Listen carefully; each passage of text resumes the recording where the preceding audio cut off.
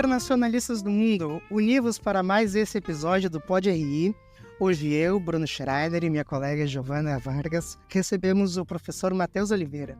Matheus é doutor em Relações Internacionais pelo Programa de Pós-Graduação Santiago Dantas, realizou estágio de pesquisa junto ao Center of Latin America and Latino Studies da American University e foi pesquisador visitante da Universidade de Buenos Aires. Em 2017, recebeu o prêmio de melhor dissertação de mestrado da Associação Brasileira de Relações Internacionais, com seu trabalho Controle e Autonomia nas Gestões Kirchner e Fernandes de Kirchner, 2003 a 2011, a Argentina na construção do Conselho de Defesa Sul-Americano.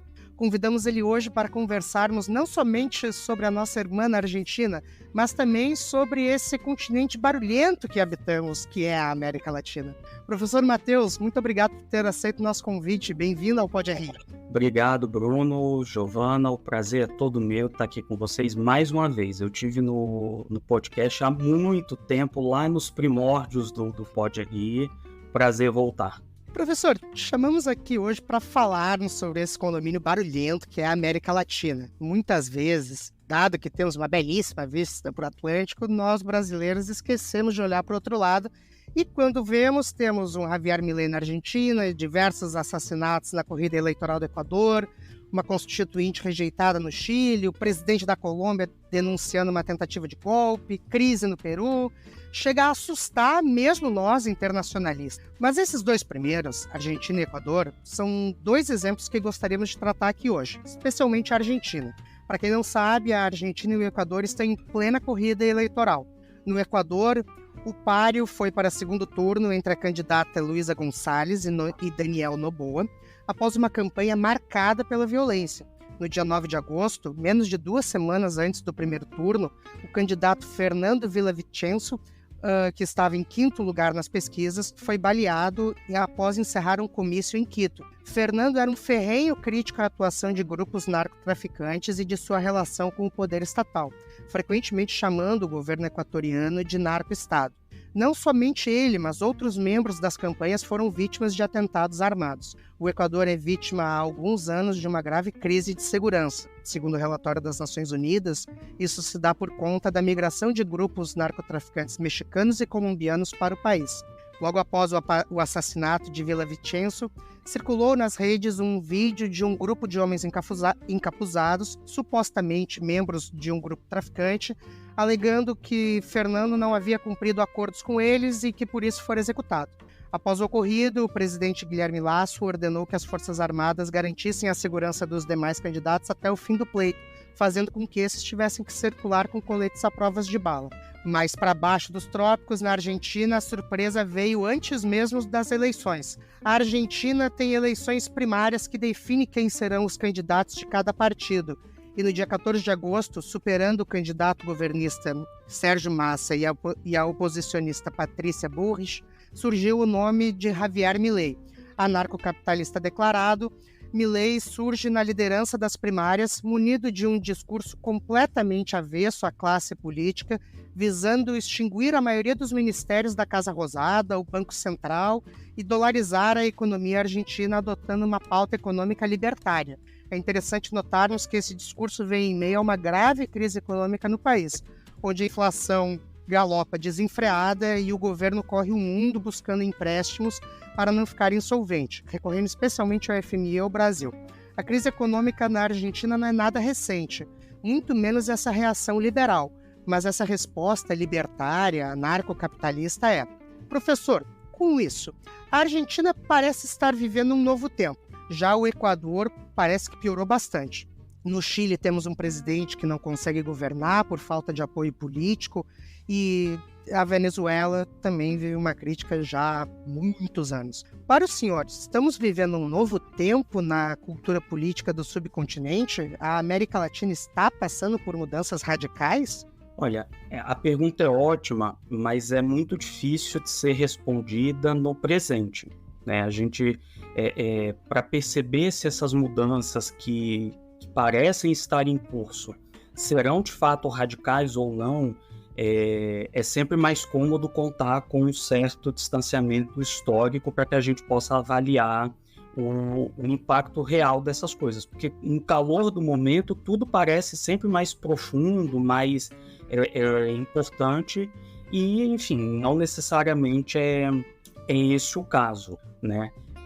A gente teve, por exemplo, na Argentina, na virada dos anos 90, começo dos anos 2000, uma crise muito profunda, muito severa, muito pior ainda do que essa que nós estamos vivendo agora, e isso não provocou mudanças radicais no país, isso não provocou mudanças muito profundas. Então, por isso que eu acho que é importante ponderar isso. Uma outra coisa que eu acho importante é chamar a atenção para o fato de que existem várias crises, existem vários problemas, mas eles não necessariamente são idênticos, né? Então, assim, a dificuldade de governar que o Boric enfrenta é muito diferente das dificuldades que o Maduro enfrenta na Venezuela. O Boric tem mais um problema de respaldo interno, de lidar com o Congresso, com outras forças políticas, tem problemas inclusive com as próprias forças políticas, né, que respaldaram a sua eleição, enquanto na Venezuela o problema do Maduro é de outra ordem, né, tem mais a ver também com constrangimentos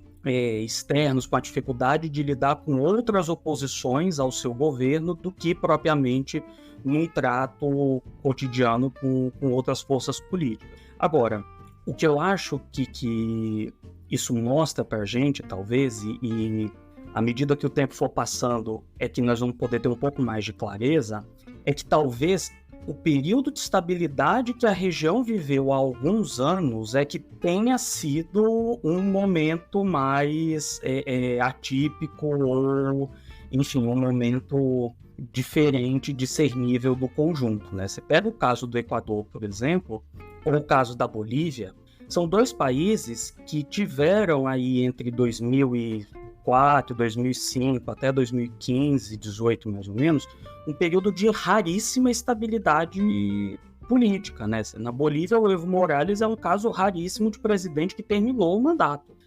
O Rafael Correa, idem no Equador. Então, a região sempre foi muito propensa a esse tipo de crise, a esse tipo de turbulência. Como eu sempre digo, quem acompanha a América Latina não morre de tédio, de maneira alguma, né? Então, talvez essa seja acho que essa é a minha resposta, sabe? Talvez o que tenha sido mais atípico não é a turbulência do presente, mas é a estabilidade de um passado recente.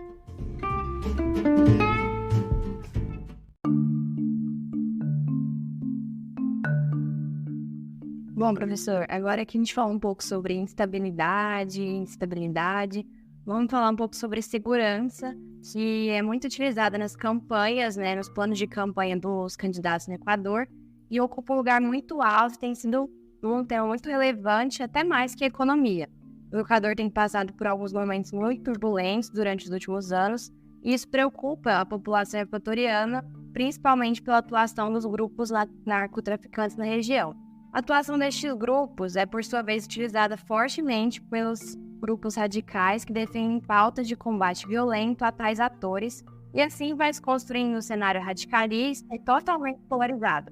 Essa violência é um estigma, né, que a região já convive há muito tempo. Então, como o senhor vê que esse tema é utilizado por parte dos grupos radicais e como esse problema deveria ser debatido? Bom, também é uma pergunta muito boa e ainda mais difícil. E, enfim, eu estou longe de ser um especialista em questões de segurança pública, mas eu acho que tem vários problemas em cadeia. O primeiro deles é tratar da questão do tráfico de drogas como exclusivamente um problema de segurança pública e, portanto, dentro dessa lógica, um problema que seria resolvível, que deveria ser tratado e enfrentado exclusivamente a partir do emprego dos meios de violência do Estado, das polícias, em casos mais absurdos das Forças Armadas, por aí vai, e não tem um problema social, econômico muito mais complexo, que é o que me parece que ele de fato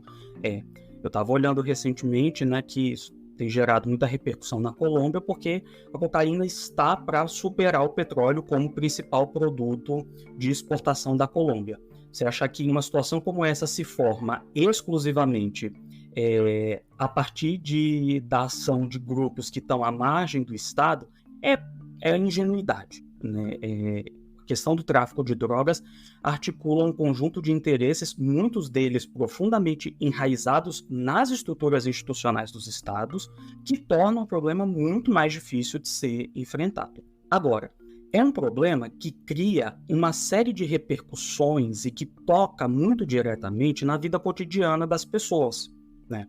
Então, eu moro em São Paulo e tenho certeza que que eu vou falar é muito fácil que as pessoas se identifiquem, principalmente quem mora em grandes cidades, né? Assim, você sempre anda na rua com medo, tem muita violência, tem muito assalto, tem muito roubo, e isso muitas vezes, embora não pareça, está muito relacionado também às dinâmicas do tráfico de drogas, né? Assim, em São Paulo agora a gente está vivendo o terror da gangue que rouba o celular quebrando o vidro dos carros, e isso, ao que tudo indica, né, está muito relacionado à atuação de grupos organizados do crime, principalmente do tráfico de drogas.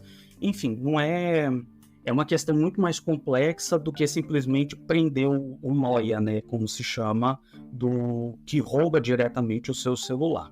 Então, assim, isso gera muita repercussão, isso toca muito na vida das pessoas e, naturalmente, as pessoas, os cidadãos, ficam profundamente incomodados, irritados, né? Ninguém quer ser roubado, ninguém quer apanhar na rua, ninguém quer ser vítima de violência. E isso dá um senso de urgência ao problema, que, por sua vez, serve muito ao oportunismo de políticos mais inescrupulosos do que a política recomenda, né? Então, como diz o ditado popular, para todo problema complexo existe uma solução simples e errada. Nesse caso, a solução simples e profundamente errada é a ideia de que você tem que botar mais polícia, que você tem que prender, que eventualmente você tem que matar. Se polícia assassina resolvesse o problema de segurança pública, o Brasil seria o paraíso da segurança pública, né? Nós não teríamos problema de segurança no Brasil. Se condições bárbaras de tratamento da população carcerária resolvessem o problema, de novo o Brasil seria a Suíça, porque presídio no Brasil enfim, é a porta antessala do inferno. Então, só que ao mesmo tempo, é muito simples e ressoa muito bem no ouvido do cidadão médio a ideia de que a saída para enfrentar esse problema é pegar aquele cara que te roubou, encher ele de porrada, colocar na cadeia, o que quer que seja. Ninguém quer ouvir que você tem que fazer mudanças estruturais que envolvem educação, serviços sociais, uma série de coisas que levam tempo para aparecer, que levam tempo para dar resultado. Eu acho que aí é uma dificuldade muito grande de tratar do problema de segurança pública, porque ele cria um senso de urgência que pede respostas imediatas, mas as respostas que efetivamente podem funcionar, elas não virão no curto prazo.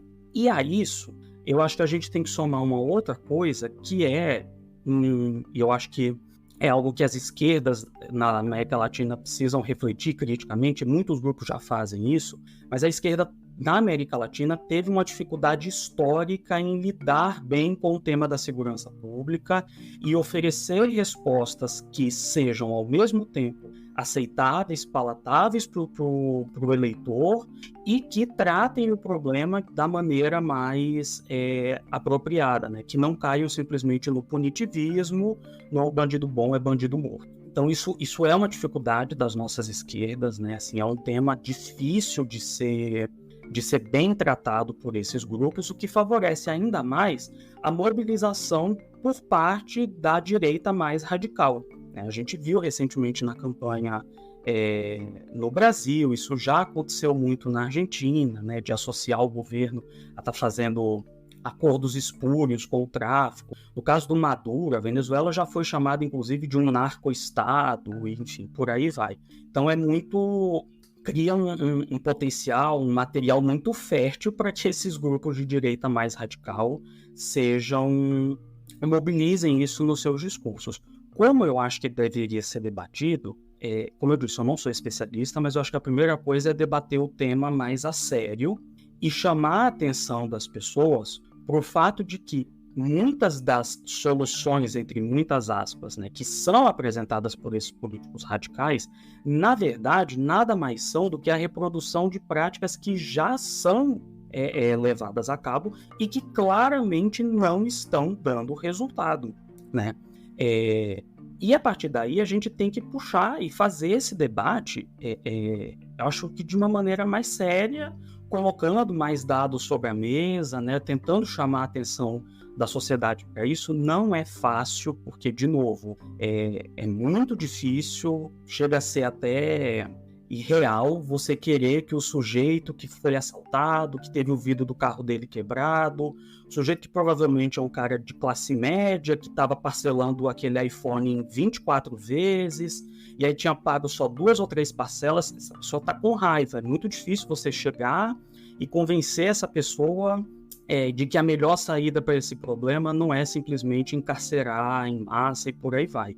Mas a gente tem que fazer isso. Não me parece que tenha outra saída que não uma abordagem, digamos assim, um pouco pedagógica do problema, porque é uma questão crucial, não é um problema que vai desaparecer e que vai desaparecer no curto prazo e que vai moldar a nossa vida na região por muito tempo. E para fechar, eu acho que o ponto central é recuperar a questão da desigualdade, né? E pensar que não existe problema de segurança pública dissociado de uma lógica do problema da desigualdade socioeconômica. Não é por acaso que a gente é tão violento, nós também somos muito desiguais. Acho muito legal esse ponto que o senhor aborda de qual o problema de segurança pública e outros problemas do campo da segurança pública serve como base retórica para esses grupos mais radicais em todos os países, né? No Brasil, a gente vê isso todo dia, o Equador, que é o que nós estamos tratando aqui,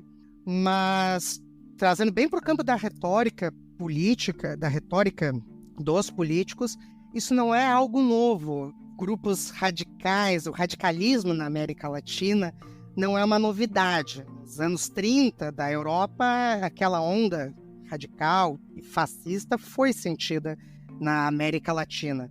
Mas na última década, a gente tem visto uma proliferação de políticos extremistas que sabem utilizar essas novas ferramentas digitais, fazendo discursos apelativos. Como o senhor define o futuro, ou vê, melhor dizendo, o futuro político da região com essas novas figuras? Porque a América Latina, numa postura mais de democracia liberal, é uma coisa muito recente, é uma coisa muito jovem. Estaria ela preparada ou capacitada para superar crises desse tamanho e progredir nesse momento e não romper com o sistema e se radicalizar? Bom, Bruno, se eu soubesse uma excelente resposta para essa pergunta, eu não ia responder aqui, eu ia escrever um livro para tentar ficar rico. Como não é o caso, eu vou tentar. Eu acho que, assim, primeiro, é importante que a gente faça esses paralelos históricos, sem ficar muito amarrado a eles, mas acho importante fazer esses paralelos históricos para lembrar que, assim, o que permitiu, por exemplo, a ascensão de muitos desses movimentos aqui na América Latina, né? Eu tenho uma certa resistência, por exemplo, não acho que o Vargas ou que o Perón e o Cárdenas fossem necessariamente fascistas, né? Acho que é um certo esticar demais a corda do conceito, mas eles são vistos de maneira muito pejorativa por muitos setores, enfim.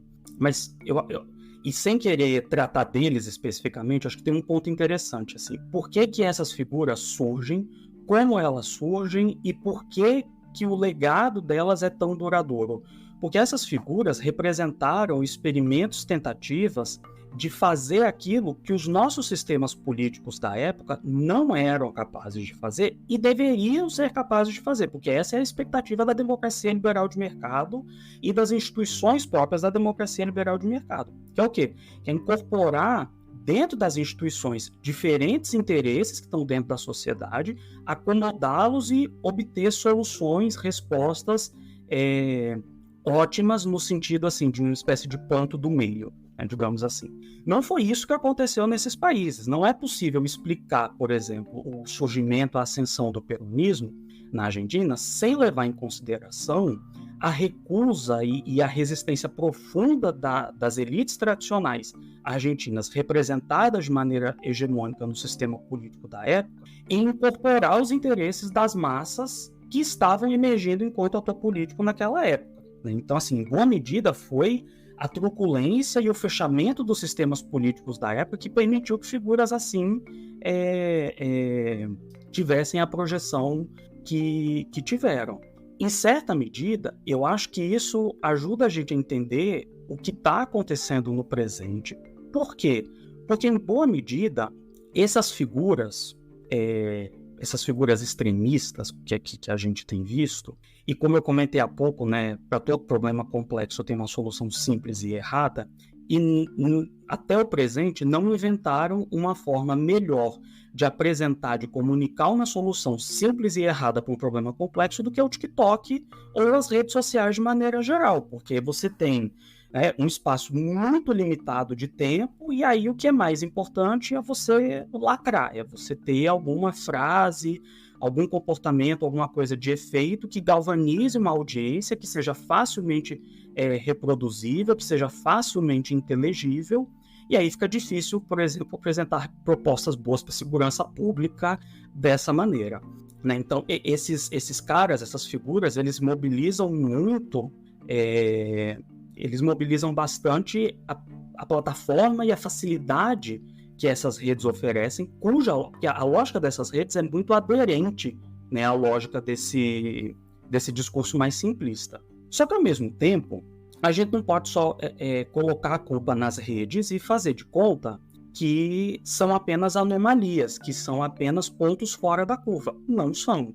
De alguma forma, esses candidatos, essas figuras, e, sobretudo, o apelo que essas figuras têm na sociedade, elas refletem contradições, refletem problemas que estão presentes, de fato, nas nossas sociedades e que têm uma relação direta com os limites do nosso sistema político em oferecer respostas a esses problemas. Seja o problema da desigualdade, seja o problema do acesso a serviços, seja, no caso da Argentina, a estabilização da economia e por aí vai.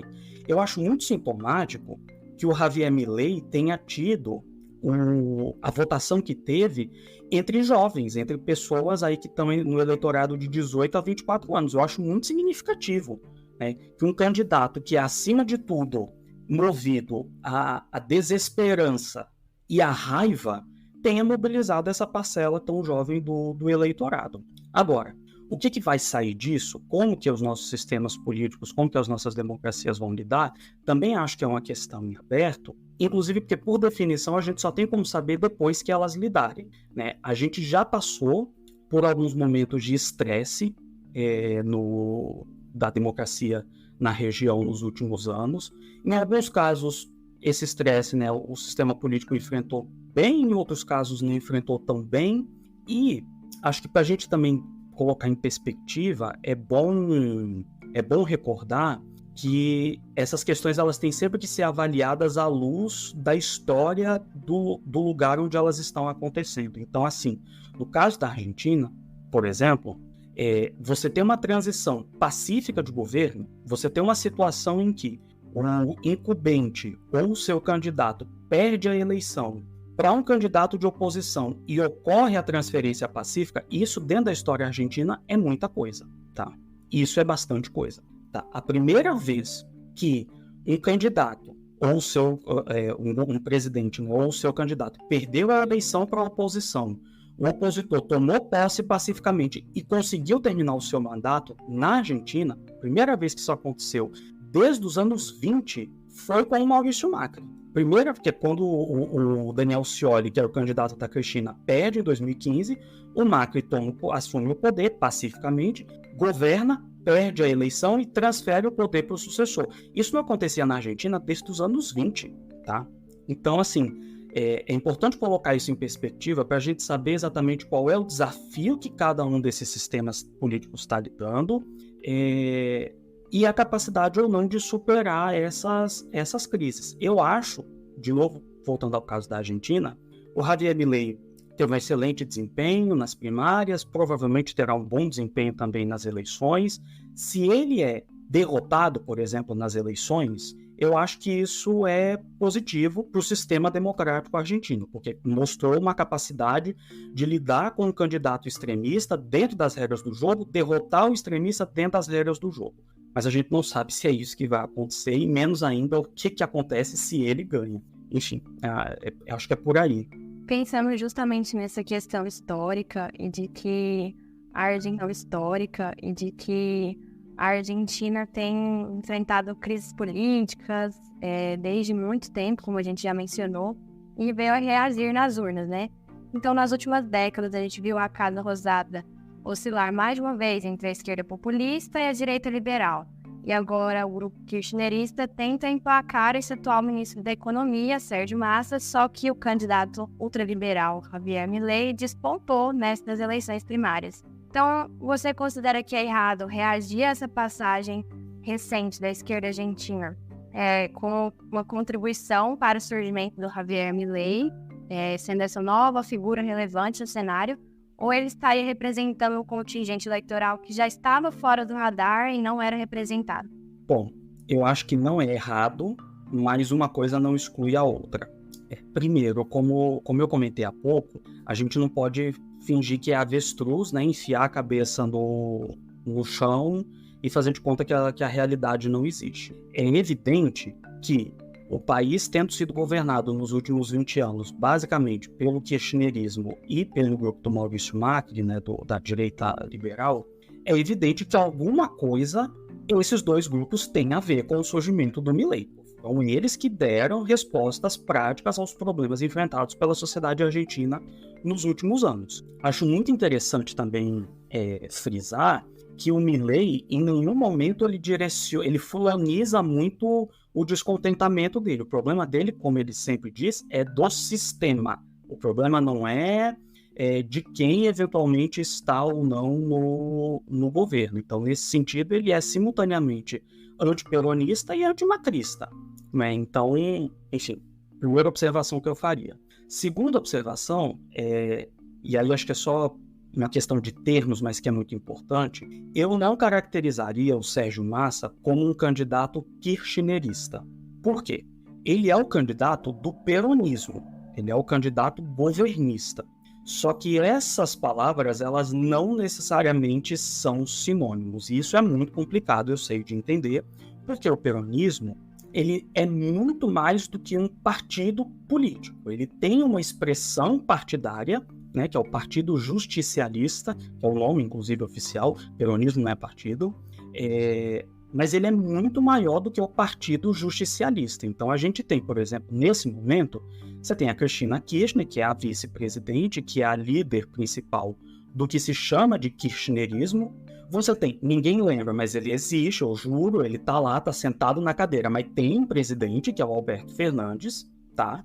Que representa outro segmento dentro do peronismo. O Alberto Fernandes e a Cristina Kirchner, aliás, nunca se entenderam bem, tá? Eles têm um histórico muito complicado na relação interpessoal, e o próprio Sérgio Massa tampouco é kirchnerista e nem é exatamente do grupo do Alberto Fernandes. A candidatura dele é, em certa medida, o resultado de um processo de conciliação, de pacificação dentro das diferentes tendências, das diferentes linhas do peronismo que convergem nesse nome. Então eu não diria também que ele é um candidato kirchnerista, muito menos um candidato de esquerda. O Massa não é um sujeito de esquerda, nunca foi, tá? O fato de, eventualmente, ele ter aí uma política econômica mais heterodoxa, eu acho que não é suficiente para classificá-lo como de esquerda. Agora, dito isso, eu concordo com você, Giovana. Eu acho que assim, não é errado de maneira alguma dizer que as tensões, os fracassos, os problemas, tanto dos anos de kirchnerismo quanto do governo de direita que a gente teve entre 15 e 19, são, em parte, sim, responsáveis por criar a situação que permite que uma figura como Javier Milei ganhe projeção. Mas, ao mesmo tempo, eu acho que ele representa, sim, um contingente eleitoral que estava fora do radar. Tem algumas coisas que me chamaram muito a atenção. Primeiro, o Javier Milei é um cara de direita, de extrema direita. Tradicionalmente, o principal reduto da direita na Argentina é a capital federal, é a cidade de Buenos Aires, não a província, que é uma outra história, tá? Mas a capital. E o Milei não ganhou na capital federal. O Milei, os votos dele não vieram dos lugares onde os analistas estavam, e aí eu vou me incluir nessa, eu também estava errado, os votos não vieram dos lugares onde a gente estava procurando e achando que eles viriam. Eles foram, acima de tudo, votos que vieram do interior do país, que não era de maneira alguma uma coisa prevista, e votos que capturaram determinados contingentes da população que eu acho que estavam realmente invisibilizados pelas principais forças políticas do país. Eram contingentes para os quais essas forças políticas não estavam falando. E aí eu acho que assim, é uma questão crucial tanto para os cientistas, para os analistas políticos, mas também para os próprios políticos argentinos. Assim, eu acho que, passada a eleição, independentemente de qual seja o resultado, as forças políticas principais do país, elas precisam parar um pouquinho para olhar para si mesmas e dizer onde foi que a gente errou, que não conseguiu ver essas pessoas, que não conseguiu falar com essas pessoas, porque durante alguns anos o Milei era só um sujeito excêntrico, cabeludo, que falava coisas engraçadas na televisão. Parece muito com alguém que a gente conhece, né? Tirando o cabeludo, que falava lá um monte de coisa que você achava que era groselha na televisão. E aí esse cara, sem estrutura partidária, porque ele não tem estrutura partidária, a estrutura dele é muito pior do que a que o Bolsonaro tinha em 2018 no Brasil. Inclusive, é importante observar, os candidatos a governador do Milei tiveram péssimos desempenhos nas eleições. Ele não emplacou os seus candidatos locais, mas ele se emplacou como candidato nacional, que mostra que é um fenômeno profundamente personalista, e nesse sentido é um fenômeno nada novo na política argentina, tá?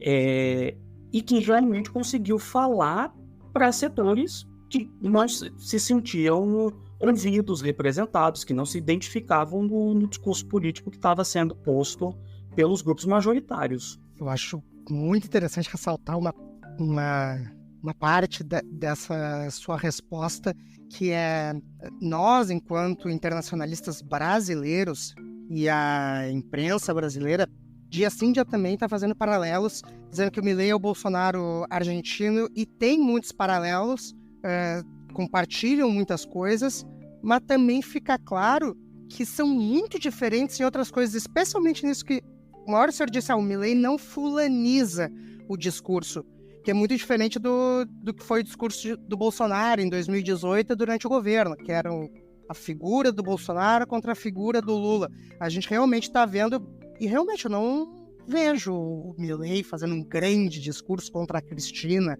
contra o Alberto, contra o sistema, né? Eu vou tirar tudo que é ministério, eu vou acabar com a classe dos políticos, mas ainda assim guarda um monte de similaridades, isso, e especialmente a reação do eleitorado, né?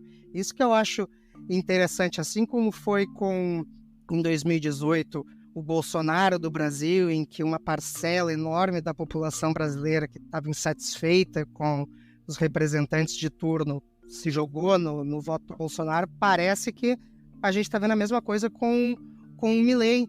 E enquanto cientistas brasileiros, a gente fica nessa... vou comparar porque uma onda de extrema-direita não é novidade nem somente na América Latina. Isso tomou conta do mundo nos últimos 10 anos. E a gente fica o tempo inteiro querendo comparar Bolsonaro e Milei, mas comparações muito erradas que a gente está fazendo, então, sobre o pleito, e esquecendo de olhar o eleitorado argentino. É exatamente isso. Eu vejo muita similaridade, como isso dele ter recebido muitos votos do interior, como o que acontece no estado de São Paulo, por exemplo, que a capital de São Paulo elegeu o Lula na última eleição, mas o interior de São Paulo votou no Bolsonaro.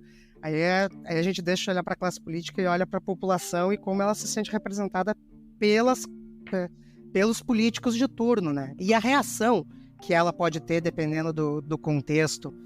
O que o senhor vê de similaridade e de diferença entre o Milei e o Bolsonaro, que é quem a gente vive comparando nesse caso? Bom, acho que tem muitas coisas nos dois pontos, né? Tem muita diferença e tem muita semelhança.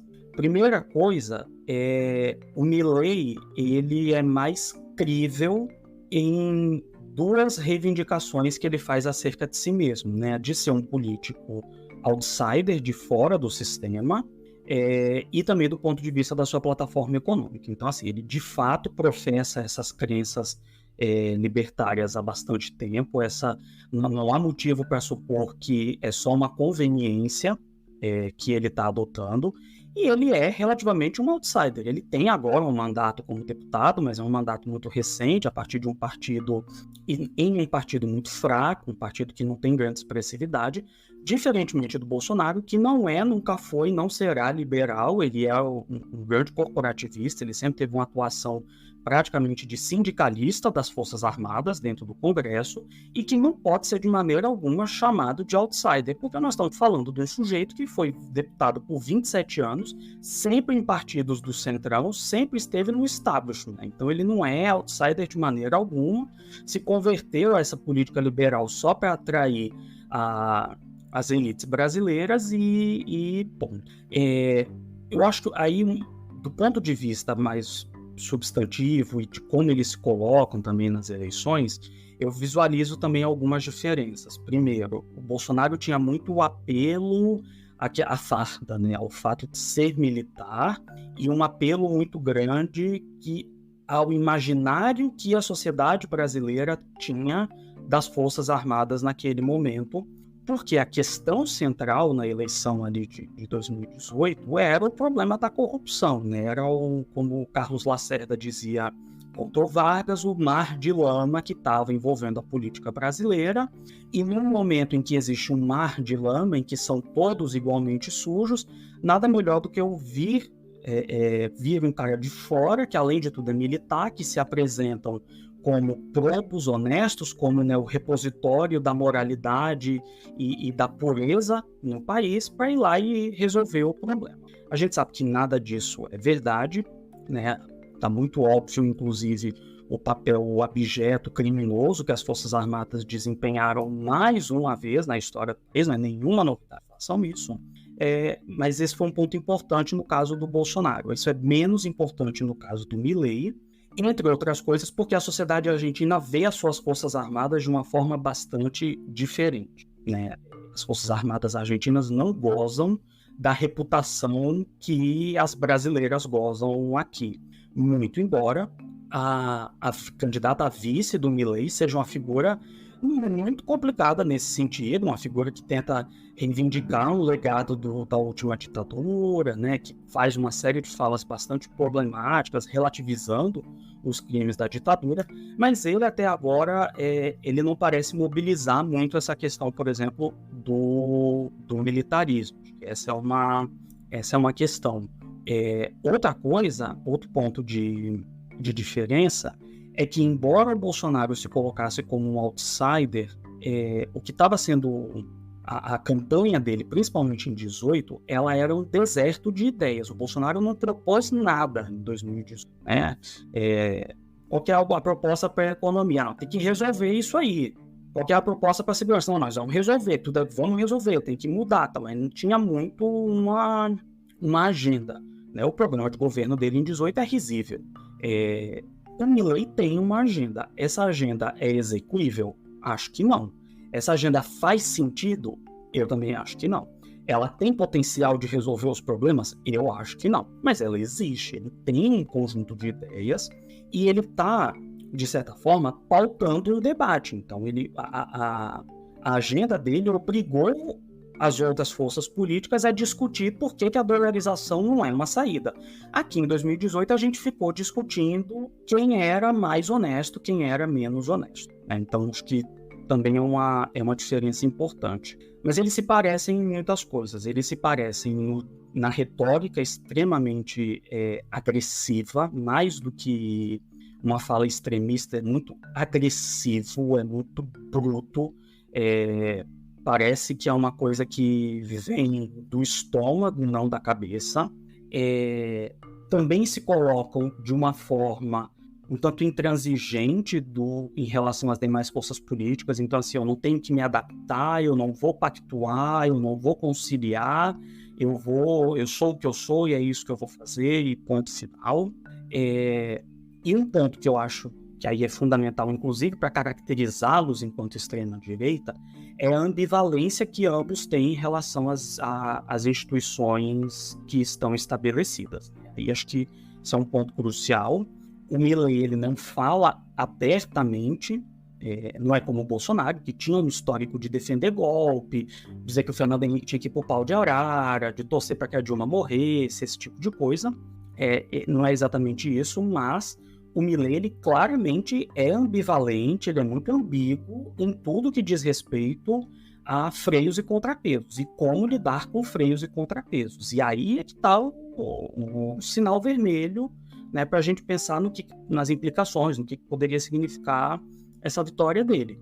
E a gente sabe o que aconteceu no Brasil, né? O Bolsonaro, desde o dia 1º de janeiro de 2019 até o dia 8 de janeiro de 2023, esteve reiteradamente lutando e brigando contra as instituições para tentar anular o sistema de freios e contrapesos e se colocar como quase que um monarca, né? Então, enfim, eu iria um pouco por aí. Mas tem outras coisas que tem muito a ver com a agenda local, né? Então, sei lá, da mesma forma que na Europa e nos Estados Unidos o tema da migração é muito importante para a extrema-direita, aqui o tema da migração, por exemplo, não é uma coisa muito relevante, não faz muito parte do cenário da agenda argentina. Mas, enfim, eu aproximaria e distanciaria nesses termos.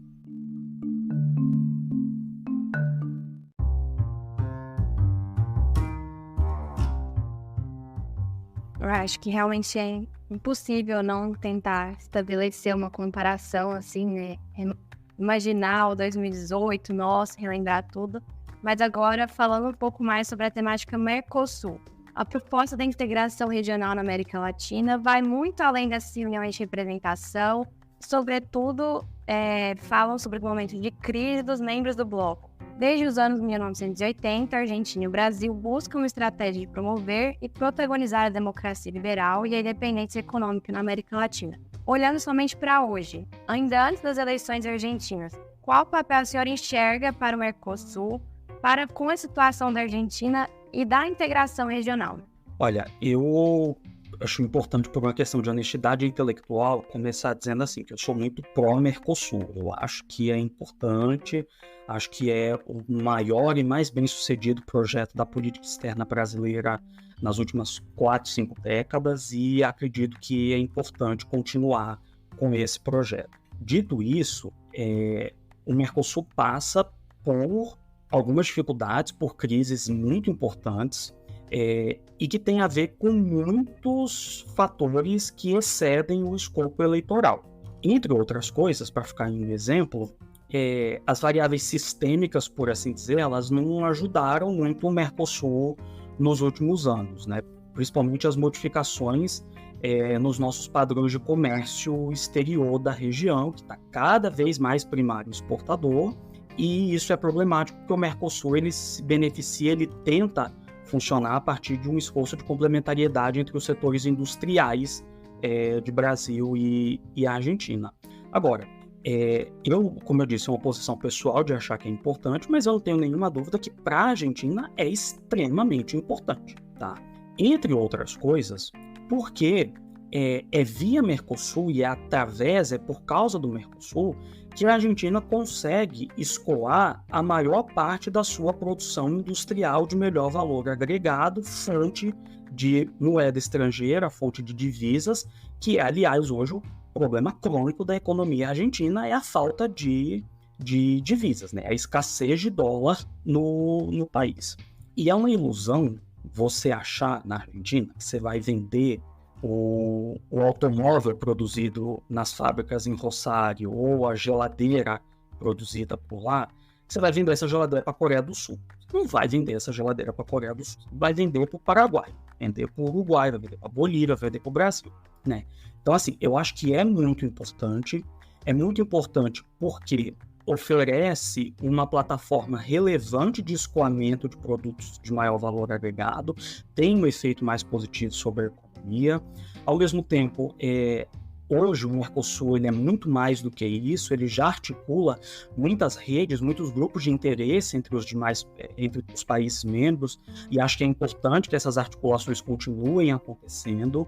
É uma plataforma que poderia servir para respostas coordenadas dos nossos países a problemas comuns. Ela não funcionou desse jeito nos últimos anos por falta de vontade política, mas ela poderia ter funcionado, por exemplo, no contexto da pandemia. Se a gente tivesse um governo diferente no Brasil, o Mercosul poderia ter sido uma plataforma muito interessante de tentativa de resposta comum dos 4 países a um problema que é, por definição, comum, né? Não é um problema que poderia ser tratado isoladamente. Mas eu também aí tenho que ser realista, eu reconheço que não é o melhor momento da história do Mercosul. Os grupos que defendem o Mercosul estão mais fragilizados tanto na Argentina como no Brasil, e não deve ser muito fácil a vida dele nos próximos anos. Mas até agora me mostrou muita resiliência, e eu tenho expectativa que essa resiliência se mantenha e que a vontade política também ajude a criar, enfim, maior densidade, maior musculatura para o Mercosul. Professor, você acha que o Brasil tem sido eficiente enquanto líder da região em sua atuação dentro do Mercosul, especialmente no que tange à Argentina, porque o governo Lula possui uma perspectiva latino-americana muito diferente da anterior do Bolsonaro, mas os demais agentes latinos também parecem ter uma perspectiva diferente do Lula. A exemplo, o próprio Boric, que é uma contraparte de esquerda que vive antagonizando com o próprio Lula. Eu também recorrendo a uma expressão mais antiga, eu diria que o Boric é a esquerda que a direita gosta, mas aí são outros 500. Bom, acho que aí algumas coisas precisam ser estabelecidas, né? Primeiro, o projeto do Mercosul, em particular, é algo muito maior do que o Lula e os governos do PT, né? O projeto da política externa brasileira em relação ao Cone Sul, ele na verdade remonta à ditadura. Os marcos iniciais desse processo, né, que é a distensão nas relações com a Argentina, eles estão dados ainda lá no finalzinho do governo Geisel, começo do governo Figueiredo. Depois tem um passo importante com o Sarney, até que o Mercosul se afirme institucionalmente com o Collor e com o Itamar, de uma forma muito diferente da que tinha sido pensado, inclusive. Agora, quando a gente pensa numa liderança que excede o escopo do Mercosul, então o Brasil para além do Mercosul, aí nós estamos de fato falando em algo que é bem do finalzinho do governo Fernando Henrique e que tem a cara dos governos do Lula.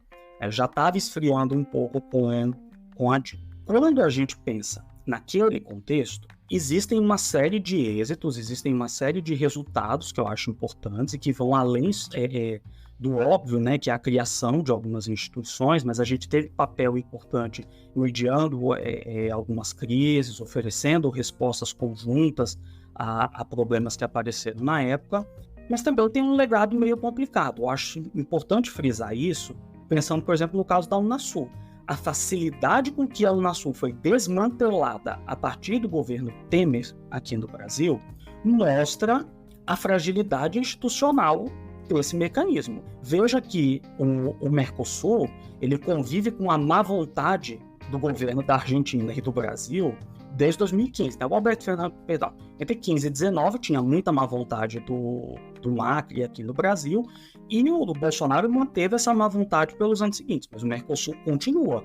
A Unasul não. A Unasul, no primeiro exercente, se acabou e não teve muita resistência, não teve muita capacidade de resiliência.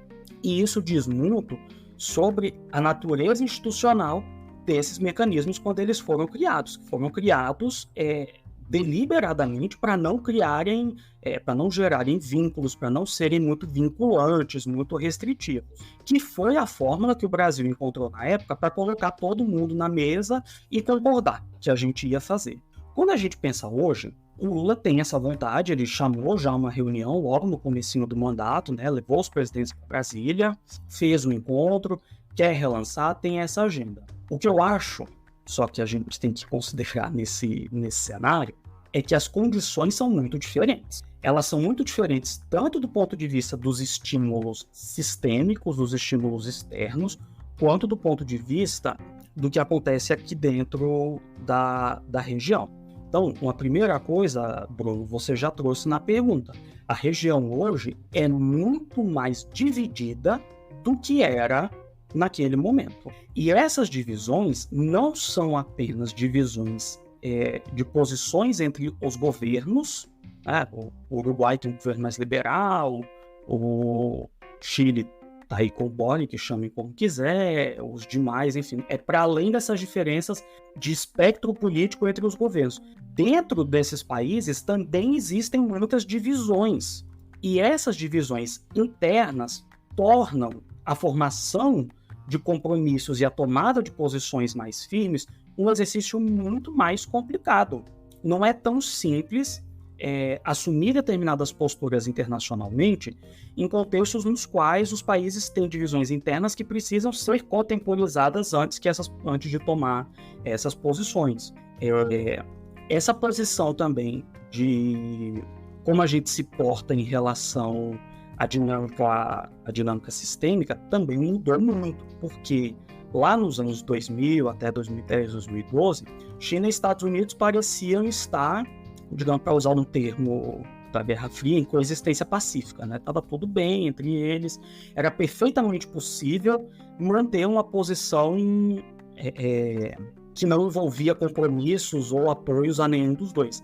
Agora as coisas estão mais difíceis, é muito mais difícil assumir uma posição de neutralidade, de um meio de campo, digamos assim, dentro desse quadro.